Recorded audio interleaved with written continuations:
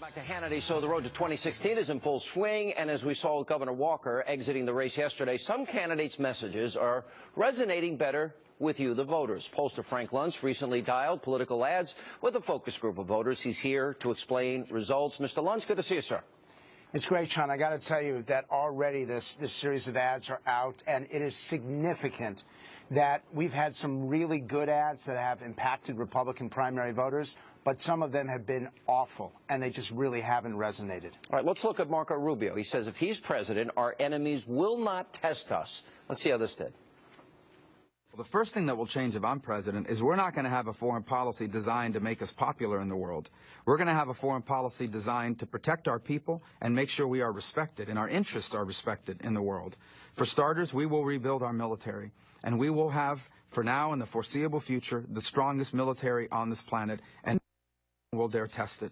We will have a foreign policy of moral clarity that is clear whose side we're on. We are on the side of freedom and democracy and those who are willing to fight for their own freedom and democracy and liberty. And number three, we're going to have a foreign policy that makes it very clear that we are good to our allies. They can rely on us.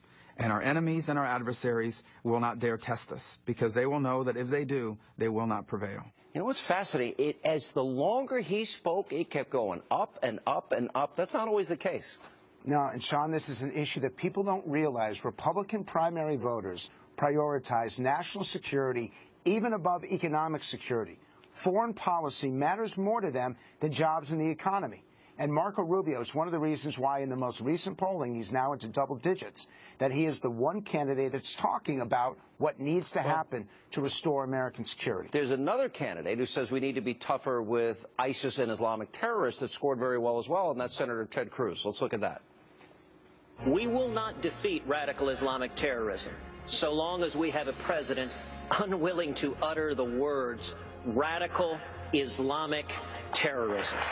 What we need is a commander-in-chief who makes clear, if you join ISIS, if you wage jihad on America, then you are signing your death warrant. I introduced the Expatriate Terrorist Act in the Senate that said if any American travels to the Middle East and joins ISIS, that he or she forfeits their citizenship so they don't use a passport to come back and wage jihad on Americans.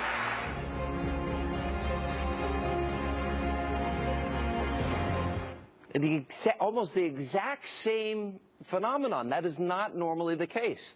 You're right. These are two of the best ads of the campaign season so far. Notice a different approach, that Ted Cruz is using a very direct, he's using one of the most powerful sound bites yet spoken in this presidential campaign. Marco Rubio is more thoughtful and more philosophical. Ted Cruz is more passionate and in some ways more powerful, but they both get to the same point. My advice to Republican presidential candidates is that you better have a national security strategy, and you better start talking about it now. All right, well said. Now let's look on the other side of this. American Crossroads has an ad out against Hillary that goes after her in the email server scandal. Let's watch this. I did not send classified material, and I did not receive any material that was marked or designated classified. So that's all I could say.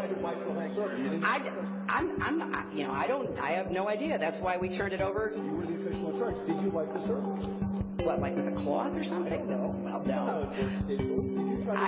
I don't know how it works digitally at all. I have no idea. You mean like with a cloth? That did not go over well. I would assume we're going to see a lot of that. Yes, and in fact, you're going to keep seeing Hillary's words, Secretary of State Clinton's words used against her again and again. Sean, one of the things that we found in our testing is that the more that Hillary Clinton talks, the more agitated people become, simply because they don't believe that she's telling the truth. And so to crack a joke, to wipe it with a cloth, that was Ed Henry questioning her. That, by the way, Ed, of course, a reporter at Fox News, that's questioning at its best. And it was very smart to use her own words against her. The public doesn't believe it anymore. All right, Ben Carson, very soft-spoken. He might even be described as the anti-Trump in the sense of his demeanor, his personality, soft-spoken. But he explains why he's running for president. Let's roll this one. Our children, their future, nothing is more important. I'm Ben Carson. People ask, why run for president? Because our children face a very harsh future. Unsustainable debt, future generations will suffer. $10 million a day for 5,000 years, it still won't be repaid. Washington is broken. The political class broke it. Please join me for their sake. I'm Ben Carson, and I approve this message. Interesting, his tone and demeanor, while different, is still very acceptable to that group. And it's more than acceptable, it's embraced, and it's the reason why Ben Carson... That's a better word. I say embraced is a better word. But he goes into something that, again, I urge Republican candidates to pay attention to. 55% of Americans believe that their children are going to have a worse quality of life than them. Sean, it's never been a majority in the last 50 years, but it is today, that feel that life is simply going to, that their kids are going to suffer. And Ben Carson is focused on that in his campaign, and it's one of the reasons why he's doing so well. All right, we're going to have Frank back with Jeb and Trump and Carly in the next round. Appreciate it. Thank you, Frank Luntz.